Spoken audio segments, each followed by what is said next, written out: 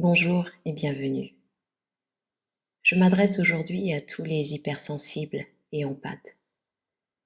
Vous êtes un don précieux pour ce monde.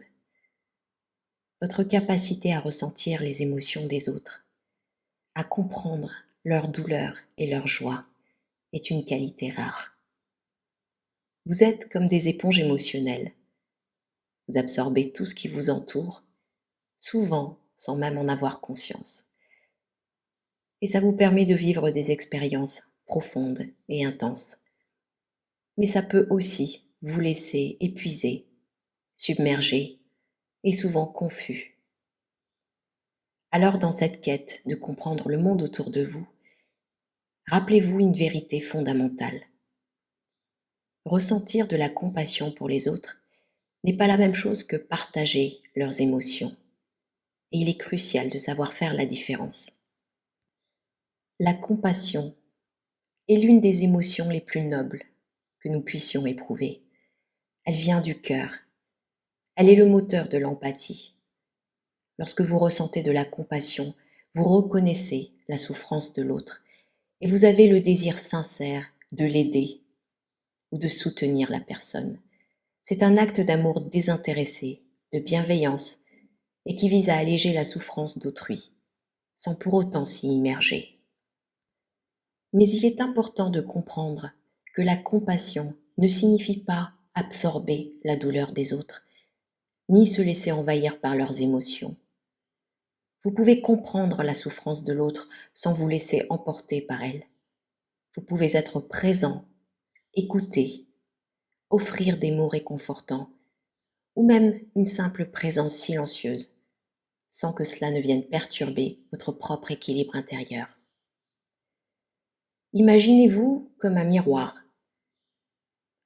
qui reflète les émotions des autres sans s'y perdre. Il n'absorbe pas la souffrance, mais la reflète de manière claire et objective. Et de cette manière, vous pouvez être un soutien, une présence apaisante, sans perdre votre propre énergie. L'absorption des émotions des autres est un piège dans lequel beaucoup d'hypersensibles et d'empathes tombent souvent sans s'en rendre compte.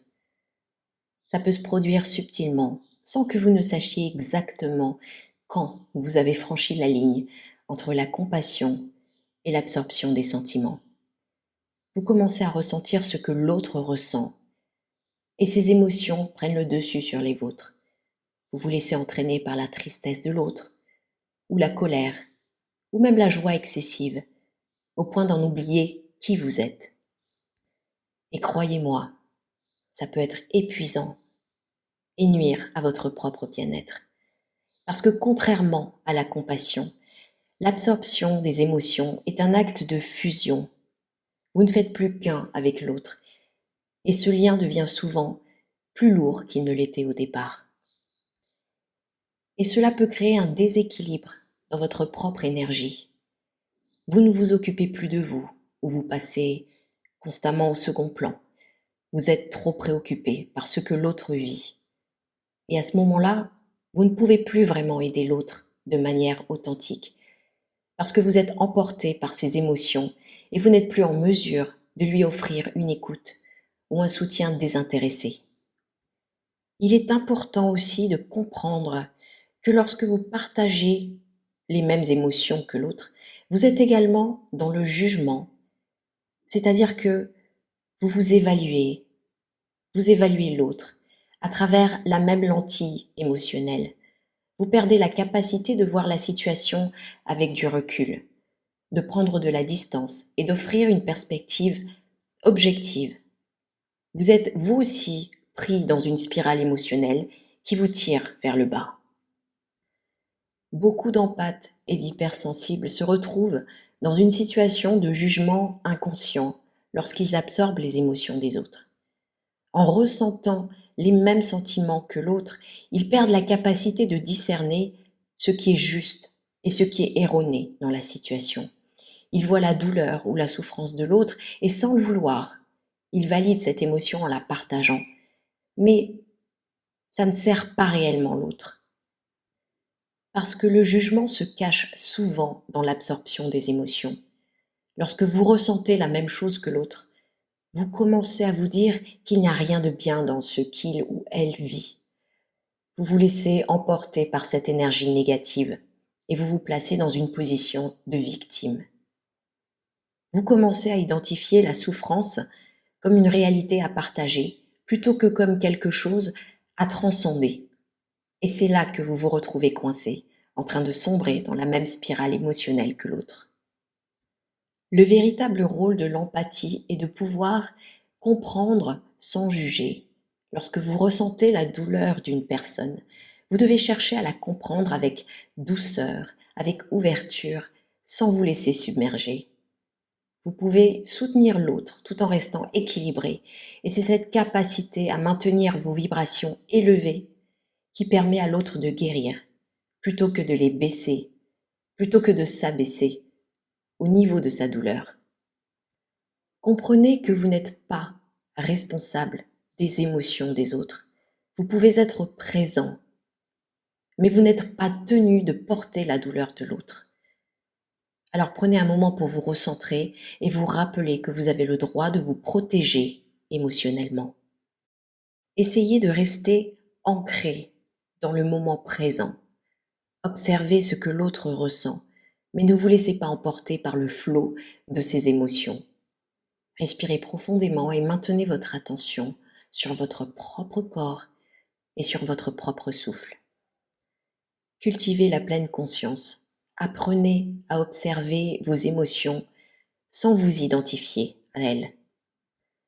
Vous pouvez utiliser des techniques très simples de visualisation en faisant preuve d'imagination, comme par exemple vous imaginez sous une espèce de lumière ou de bulle protectrice qui pourra vous aider à garder votre énergie intacte tout en restant présent pour les autres. Cela va vous permettre de créer une distance subtile entre vous et les émotions que vous pourriez absorber. Lorsque vous offrez votre soutien, essayez de choisir des mots qui renforcent la capacité de l'autre à se relever et à guérir. Essayez d'éviter de valider par la souffrance en la partageant, mais plutôt aider la personne à prendre du recul et à voir la situation sous un autre angle. En tant qu'hypersensible, rappelez-vous que vous avez aussi besoin de prendre des pauses régulières pour vous ressourcer. Vous avez besoin de prendre du temps pour vous, de vous éloigner un petit peu émotionnellement afin de retrouver votre propre équilibre. Donc, pour résumer tout ça, en tant qu'empathe et hypersensible, nous avons la capacité magnifique de ressentir la douleur des autres et de leur offrir de l'amour et de la compassion. Mais il est vraiment essentiel de comprendre que ressentir de la compassion pour les autres, ce n'est pas absorber leurs émotions. En cultivant la compassion sans fusionner avec la douleur des autres, on peut mieux les soutenir tout en préservant notre propre énergie et nos vibrations. Nous pouvons être une source d'inspiration, de lumière, de calme et de guérison pour ceux qui en ont besoin, sans nous laisser éteindre par les ténèbres d'autrui. Nous sommes là pour faire une différence, non seulement dans la vie des autres, mais aussi dans la nôtre. Il est donc crucial de cultiver cette distinction pour trouver notre paix intérieure et pour continuer à offrir notre lumière au monde. Voilà, c'est tout ce que j'avais à vous offrir pour aujourd'hui. Alors, portez-vous bien. Merci de m'avoir écouté jusqu'à la fin. Merci de vous abonner à la chaîne et on se retrouve très bientôt.